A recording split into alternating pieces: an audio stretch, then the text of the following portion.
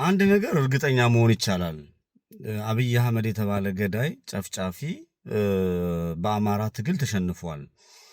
አሁን በጣም ትልቁ ልዩነቱ የአማራን ፖለቲካ ተሸክመው ወደፊት ሊይዘው ሊሄዱ የሚችሉ ለአማራነታቸው የቆረጡ ጀግና የሆኑ በእውቀት የተሞሉ ለህዝባቸው ስስ ልብ ያላቸው ከራሳቸው ጥቅም ለህዝባቸው ጥቅም ይሞቱ የሚከፈል መስዋዕትነት ቢሆንም ለመክፈል ዝግጁ የሆኑ ፊደል የቆጠሩ ተናግረው ሊያሳምኑ የሚችሉ መተንተን የሚችሉ ስነ ስርዓት ያላቸው የህዝቡን ስነ ልቦናና ስነ ምግባር የተረዱ በህዝቡ ውስጥ ያደጉ ልሂቃን የሚያስፈልጉበት ወቅት ነው። ወንድሞቻችን ፋኖች አሸንፈውታል። በወንድሞቻችን ፋኖች ውስጥም ሰርገው የገቡ የወንድሞቻችንን ከፍታ የወንድሞቻችን ስነ ምግባር ሊያበላሽ የሚችል ምግባር የሚፈጽሙ በወንድሞቻቸው ደም መጠቀም የሚፈልጉ አካላቶችም ጭምር በውስጣቸው እንዳሉ ብረዳም ከፍተኛው የአማራ ህዝብ ይሄን እየተከታተለ እየተመለከተ እነማን ማን ናቸው የሚለውን ነገር ነጥለን አይተናል። ባለፉት 3 ዓመታት በነበረው ትግል በተለይ ባለፉት 1 ዓመት በነበረው ትግል በተከበለው መስዋዕትነት በመጣነው ጎዳና እያንዳንዱ ማንነቱ ምንነቱን እኔ አንደበታው ከለከለ ብዬ መናገር አልችልም። ብዙ ነገር የተለየበት ጊዜ ነው ወቅት ያለው ይሄ ሁሉ ግፍ እየተፈጸመ ብዙ መማርና ብዙ ማየት ችለናል።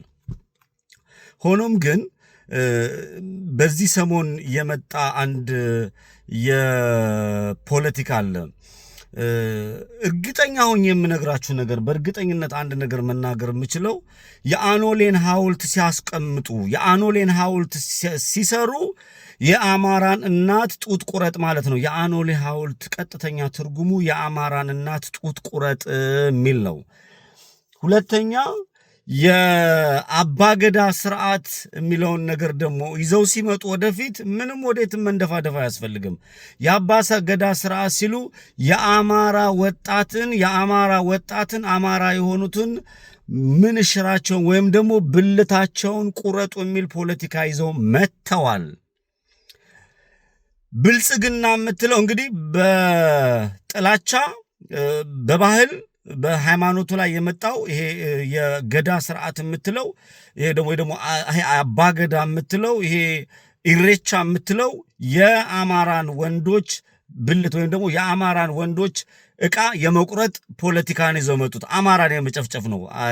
አኖሌ ኢሬቻ ቀጥሎ ደግሞ በብልጽግና የምትለው በአማራ ብልጽግና የምትለው 4 ኪሎ ሚኒሊክ ቤተ መንግስት የተቀመጠው በአኖሌ ጡት ቆረጣ ትርክት የተጠመቁ በገዳ በምትሉት ወይም ደግሞ በኢሬቻ የተጠመቁ ለአማራ ጥላቻ ያላቸው ተመልምለው ወጣቶች የነበሩ በዛ ውስጥ ያረፉ የአማራን ህዝብ በጠላትነት የፈረጁ እነ ሽመልስ አብዲሳ እና አብይ እና ሌሎቹም እነ ጆሃር መሐመድ በርከት ያሉ ሲናገሩ ሰምተናቸዋል።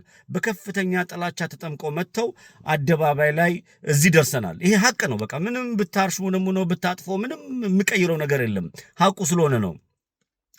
ወደ አደባባይ ይዘው የመጡትን ፖለቲካ በአደባባይ ይዘው የመጡት ፖለቲካ ዛሬ አማራ ክልል ላይ በአንድ ቀን 4 ሴቶች ጡታቸው ተቆርጦ በየአካባቢው ወድቀው ተገኝተዋል። እኔ ይሄንን እንደዚህ ያደረገ ምናምን አምናለሁ። በቃ ምንም ቢደረግ አማራ ክልል ላይ ስጮህ የነበረው እንደውም ስናገር ስጮህ የነበረው ጨካኝ መቶልሃል፣ ገሎልሃል። አዲስ አበባ ላይ እኮ ሴት ደፍረው ጥለዋል። እባካችሁ የአዲስ አበባ ህዝብ ተደርጓል። ወለጋ ላይ፣ ሻሸመኔ ላይ፣ ኦሮሚያ ክልል አንዳንድ ቦታ ላይ መላው የኦሮሞ ህዝብ የሚል ድንቁርና የለብኝም። መኖር የሚፈልግ ሃይማኖት የሚያከብር እግዚአብሔርን የሚፈራ በየሃይማኖታቸው የሚኖሩ ድንቅ የኦሮሞ ልጆች አሉ። በስራ በጥላቻና በተንኮል ያደገ በአኖሌና በኢሬቻ የተጠመቀ ለአማራ ህዝብ ከፍተኛ ጥላቻ ያለው 4 ኪሎ ቤተ መንግስት ያለው የሚመራው ከፍተኛ ግሩፕ ተሰብስቦ የአማራን ህዝብ እየጨፈጨፈ እንዳለ መረጃ ከሌላችሁ በሚገባ ላለፉት 5 እና 6 ዓመታት ተመልክተናል።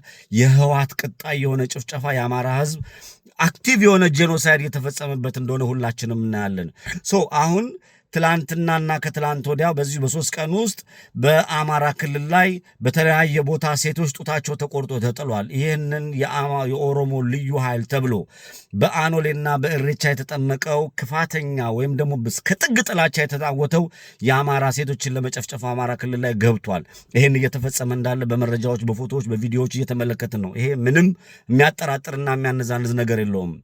ይሄንን የክፋት ጥግና የጥላቻ ጥግ ያልተረዱ ከኛው ማህፀን የወጡ የብአዴን ወይም ደግሞ የዚህ ስርዓቱ አሸርጋጅና ጎንባሾች የእንግዴ ልጆች የአማራን ህዝብ ጭፍጨፋና የአማራን ግፍ ወደ ጎን አድርገው የህዝቡን እልቂት ወደ ጎን አድርገው የግል ጥቅማቸውን የሚያስከብሩ በርከት ያሉ ከኛው መካከል የወጡ አጋሰሶች ነው ብለዋል አሉ።